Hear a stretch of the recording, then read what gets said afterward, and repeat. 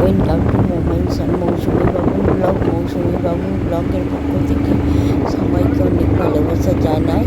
আর আমার মতো এরকম গাড়িতে ঘুরতে গিয়ে ভালোবাসো, অবশ্যই আমাকে কিন্তু কমেন্ট করে জানাবে। আস্তে আস্তে তোমাদের ভালোবাসা পাচ্ছি, আর তোমাদের ভালোবাসা পেলে যে আমি একদিন অনেক দূরে পৌঁছাতে পারবো সেটা কিন্তু একদম ঠিক। আজকে আমি একটা ছোট্ট ব্লগ নিয়ে তোমাদের কাছে চলে এসেছি। আর সেই ব্লগটা হচ্ছে রেস্টুরেন্ট থেকে কেনা কিছু খাবারের ব্লগ। এখন দাদা আপাতত বাগনান থেকে নিয়ে এসে আমরা এখন বাড়ির পথে রওনা দিচ্ছি। আর এখনও অনেকক্ষণ গাড়িতে করে গেলে খুব মজা লাগে। মুখে বলো, বলো না। রুমালি রুটি দেখেছো? রুমালি রুটি, কত রুমালি রুটি বলতে হবে। দেখো গাইস, তোমরা বলতে পারো নাকি এতে কত রুমালি রুটি আছে? দেখো কত আছে বলো রুমালি রুটি, তোমরা দেখে বলো। আর এখানে দেখো মাংস আছে, মাংস। আর এটা তরকা। রুমালি রুটির সঙ্গে তরকা খেতে কে কে ভালোবাসো অবশ্যই একটু কমেন্ট করে বলবে। আর রুমালি রুটি আমি এখন দাদাকে দিচ্ছি। আর ওই বড় থালাতে দেবো, তোমাকে থালে খেতে ভালো লাগে। এই যে দাদা জল খাচ্ছি, দাদাকে এখন দিচ্ছি। আর দেখো মা আমাকে একটা দেবে, যা বড়। দেখেছো রুমালি রুটি ও মা উল্টে পাল্টে করে বসিয়ে করে দিয়েছি। ঠিক আছে, পরে হবে, তুমি রেখে দাও। তোমাকে তরকা একটু অল্প দিয়ে আর মাংস দিই। বাবাকে আলু দেখে দেখে দাও। তরকা আলু থাকে না, আমি মাংসর কথা বলছি। না থাকলে হয়ে যাবে।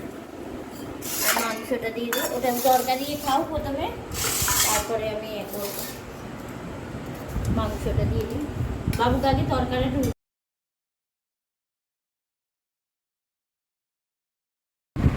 আজকে রাতে ডিনারে দেখো আমাদের মাংস, রুমালি রুটি আর সাথে তরকা হেভি জমে যাবে। রুমালি রুটি, মাংস, তরকা।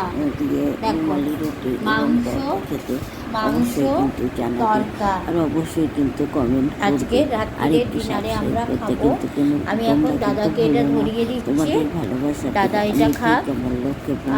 আর এখানে বাবুনকে আমি একটু দিয়ে দিচ্ছি, এটা বাবুনের জন্য। আমি তোমাদেরকে অনেক ভালোবাসা রাখা আছে বড়দেরকে প্রণাম, রুমালি রুটি। ছোটদেরকে বাবুন খাও, খেয়ে বলো কিরকম হয়েছে। আমি কিন্তু বলছি যে শুভরাত্রি।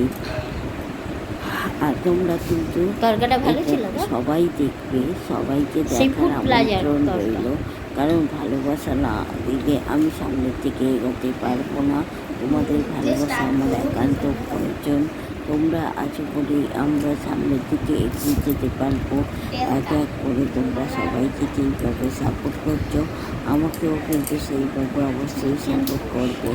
একটা হলো